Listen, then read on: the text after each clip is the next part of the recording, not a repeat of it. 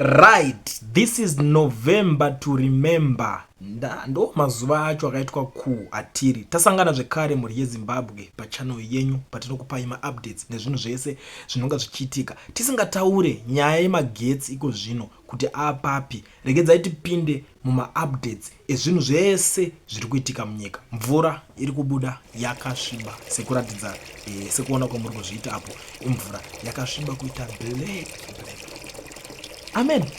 Zviri kwamuri munozondudzo. But chaita kuti tiuye nehasha tichionesana nyaya dziri panapa. Pane nyaya iri kubuda panapa.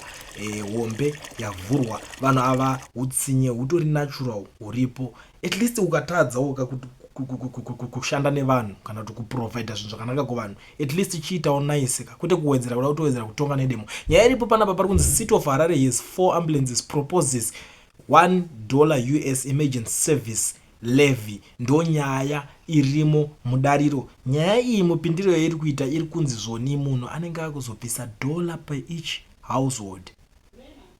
1 mari pakufamba. I don't know kuti nyaya yacho munoiona sei. Inini zvangu ndinozviziva kuti zvinopapa muromo vanhu vemuZimbabwe havambofe vakatolereta zvinhu zvakadai so.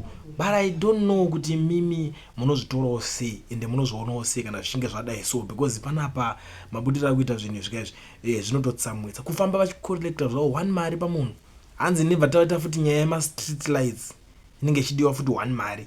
I don't know kuti taxpayers money haichakwani here kuti inge ichigadzirisa zvinhu zvese izvozvo. Vakuda kutera munhu kuti $1 pakufamba. Amen. Kuti zviri fair zvinhu guys makazvitarisa, because inini panapa ndatozarirwawo ndatopererwawo nezvinhu zvacho. So munyaya yawo pari kunzi City of Harare has only 4 functional ambulances of out of the capital's requirements of 32 Finance and Development Committee Chair Councillor Costa Monday has reviewed. Monday said on Tuesday when he presented the council's 548.2 million budget proposals for 2025. Monday proposed an emergency service levy of $1 per household to fund the city's dilapidated emergency services. He said our emergency services require agents capacitation. Out of the requirement of 32 ambulances, only 4 are functional. To this effect, we are proposing the introduction of emergency service and street lighting levies in the 2025 fiscal year to augment funding. Household would be charged $1 as an emergency service levy and $1 as street lighting levy. An emergency service levy is a crucial financial tool which will provide a dedicated source of revenue to fund essential emergency service. I don't know kuti nyaya yawo titombotanga tatarisa pakuti yekuti vari kutadza kutakura mabhini. I don't know kuti vanojustify sei. Vakuda kufamba chitora $1 paimba yega pamunhu wega wega $1 rechi. Zvimwe zvacho guys hazvidi kuti mungoramba muchingonyarara muchijairira vanhu vanodherera. Ndo zvandakato embozi mimi chinoitika ndechoti vanhu muZimbabwe magara makapusawo futi. The more pamunotanga kunzwa nyaya idzodzo munongomirira kuti what's next scandal iri kuti chi mune muchizonzwa kunzi kwaenda delegation yevanhu 200 and something. It's 2 million inenge yangotambiswa pa 4 days inenge yatongotambiswa. Mari dzese idzodzo vaonoti manje dziri kupera. Taxpayers homwe taxpayers yaita diki. Kanzo yakuda kupinda kuti inenge ichikolekta mari kuvanhu. Hatisi kukangana mapolicies ari kuizwa akawandisa. Tikada kutarisa mapolicies ari kunzi ari kuizwa iko zvinezvi ihobo amapedze. Tikada makaunda ZBC license iri kunzi it's a must and unotora. Uchatanga watora yekumba vachapinda futi kudzimba uchitaura kuti munayo here torai radio license. Mameno kuti makapedzera kuona ZBC yacho mune makapedzera kuiona rini. Inini zvangu personally handagara ndinatombobvira ndakaiona meno kana kuti kunitwa nezviya nditomboziva kuti kuna nani variko because hapana pauti ungaswera uchiteedzera propaganda dzine dzichitaurwa ikoko. Izvi zvinhu zvinofanira kunge zviri zvenyika but zvinhu zvacho hazvisi kunzwisisika guys. I don't know kuti vari kutemba chii. Ameno maybe zvinokuitirai zvenyu $1 pakufamba, $1 rekuti unozonge muchibhadhara muchinzi emergency chinchi, $1 futi rekuti munenge muchizonzi rema-street lights chinchi. Kureva kuti idzo mari dzimwe dzevanosombotora dzedzi hadzisi kutowakwanira. Ndozvo zviri kutoreva panapa.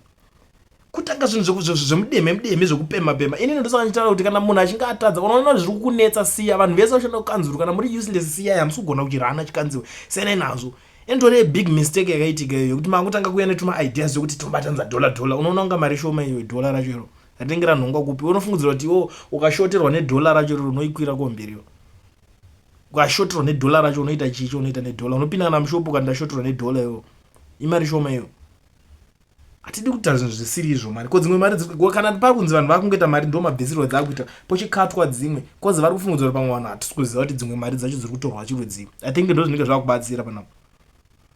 Anyway, you tell me what to think ameno muneonawo senyaya iyi because mwanaka izvika unoswera zvemuzimbabwe unoswera wakadikitira stress after stress kungovhura media unoti ungosangana nezvese zviri kutongoitika guys hatisiri swedu taura zvemadhola ndivava tiri kungokuudzaiwo nyaya because mapedzera makuvenga isusu tichikuudzai nyaya dzacho. Pane imwe futi nyaya iri kuitika panapa iri kunzi Triple C MP Agents Gumbo was kicked out of parliament after there was an acceleration between him and Minister Ziyambi. The honorable member posed a question on when the National Sports Stadium would be ready, but the answer was not satisfactory. He then went on to further inquire a specific project timeline, just like any other project, but the House resorted to attack his choice of language and defended that Zimbabwe cannot borrow the moment he was later kicked out of the house. And the MP Whitcliffe, this guy, and the MP Whitcliffe, saka ndakababudiswa nyaya kuti ana angasina kugutsikana neanza because pane unozati pane pakambobuda pachitaura zvima percentage na niki pabanze chichi chapa ma percentage akati ndakati ayo ma percentage unomaziva reo unozoda kunyebedzera vanhu kuti nguvangodza vanhu kuti ma percentage na nhasa hapana zvachataura zvima percentage paakasotara ma percentage iwayo zvingadai zvakapera kudhara but hazvina kupera papo saka munhu akuchibvunza kuti national sports yacho iri kupera rini because ipapa totara nemuda iso nhasi Zimbabwe yange itotamba neKenya uko zviri kutamba neKenya uko stadium racho nderenyu nderani stadium racho riri kutambirwa ikoko tambira ku outside nyaya yekuti zviri kutadza kunge zvichingogadziriswa panguva 1 sport inoona ngesina basa kune vamwe but ine basa kune vamwe because kana ritonzi ririko vanhu vanoda vachinotandara kubhora ikoko vachinoriona anditi so ndo maitikira zvakaita MP akabva abudiswa muparliament achimhanya. I don't know kuti munhu aibvunza uyu wacho Ziyambi ari so special zvekuita sei zvekuti iwo haachabvunzwa question.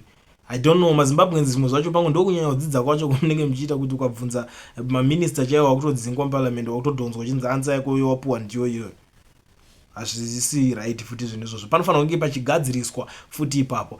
And pane imwe nyaya iripo futi yandiri kusangana nayo tichibva pane iyi. South Africa's government says it is not willing to help around 4,000 illegal miners who are believed to be inside an abandoned mine situated in Northwest Province. Kune makorokoza aya ari kunzi anga ari pasi pemaini kari kunzi maini yakangonoti dhege saka maini yati dhege pakavharirwa mukati imomo hande pakuti vachinobuda manje hamusi kubudika mukati mumaini so pari kutonzi Ramaphosa aramba manje kuita sekuti vaende vachinobatsira South African government yaramba nichenda tozopedza kunzwa hanzi vatotumira masoja kuti vaende vanobudisa vatobatsira kubata nepolisi garire ma-illegal miners iwo hatina mari yekunge tichivabatsira zvakaoma komana. Tichipinda panyaya yaJameson Timber nevamwe vakasungwa vaya nyaya yacho iri kutaurwa panapa pari kunzi yapostponedwa futi ndo nyaya iripo. Ruling yavo musi wa 22 November ndo pavanzi vachanopuhwa ruling yacho. Zvanhasi vatonzi vanhu vangakamirira kuti pamwe zvichida vachabatsirika kana kuti vachawana help zvadhakwa. Hamana kandikutaurira ini hurumende yenyu ine Hutsinye yakomana iwe unoshaita vanhu vari kupanishirwa chichikudaro komana hama 1 yacho. Ende tobva tatarisawo nhasiwo vanga vari kubulawayo kwavanga vachitaura mashoko avo vanga vachitaura saka speech yavo His Excellency President Ambuzo Mnangagwa, the project is yet another showcase of the ongoing development projects across the country. This facility is a a symbol of success, smart partnership between the public and private sector. Vakaramba vachidzika vachienda neparagraph yavo, unongozva kuti ukazotedzera zvese unonozorara. But ndiri kuona amazimbabwenzi vane zvakawanda zvavatanga kuzotaura pavaona nyaya iyoyo. Mwari kuti at least as a spokesperson you acknowledge that daily the government has nothing to show to its citizens besides posting speechless of funeral attendances and such achievement as mere balls which can be done na mbuya chero nemunhuwo zvake wokumaraini. Financial assistance hamuna chokwadi chekutaura, ndo nyaya iripo.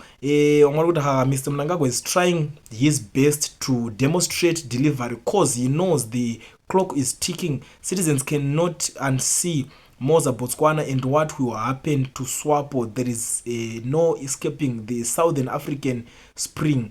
Pakashata vari kunzi vave kumhanyisana nenguva, saka vakungonovhura chero maprojects akuti anogona kuitwa nevanhu vemulocal kana kuti nemasabhuku kana kuti machair whatever.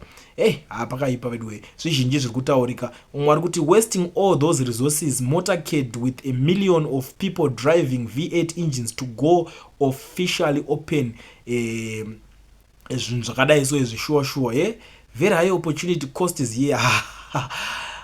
One pakaipa ndo zvinhu zvacho zvirimo mudariro hama dzadiwa zesawo futi nerimwe side panapa tichibva pane nyaya yavaMnangagwa tichienda pane imwe. Zesa iri kunzi yako extend load shedding yayo ku 24 hours kune mamwe mazuva following a reduction in electricity generation at its largest power plant Wange thermal power station and its most station Kariba hydro power plant. Saka vari kunzi vari kumbotopa tumwe tumazuva tuma hours mazuva vanenge vachita vachimbojambira ndo nyaya yacho iri kubuda. Amos Chibaya ari kunzi zvoni nyaya yake futi postponed. Amos Chibaya remanded to 28 November 2024 ndo imwe futi irimo mudariro, ndo zvimwe zvezvinhu zviri kuitika. So ndangoti ndigare ndangouya nawo ma-updates ese so that morara muchiziva zvinhu zvese zvinenge zvichiitika. Ndo nyaya dzandangouya nadzo nhasi ndakakubatira. Handisi kuzivawo kuti nyaya idzi guys muri kudzionawo sei. Kana uchinge wasvika panapa first time yako gara wa join this amazing family nekusubscribe, ucomment, ulike, ushare uchindiudzawo kuti nyaya idzi uri kudzionawo sei, manzwiro wazviita, manzwiro edu anosiyana. Iwe unogona kunge une yeya unonyatsonzwisisa yakubata unokwanisa uya totaurirana mucomment section, ndendiripo handichipindura munoziya.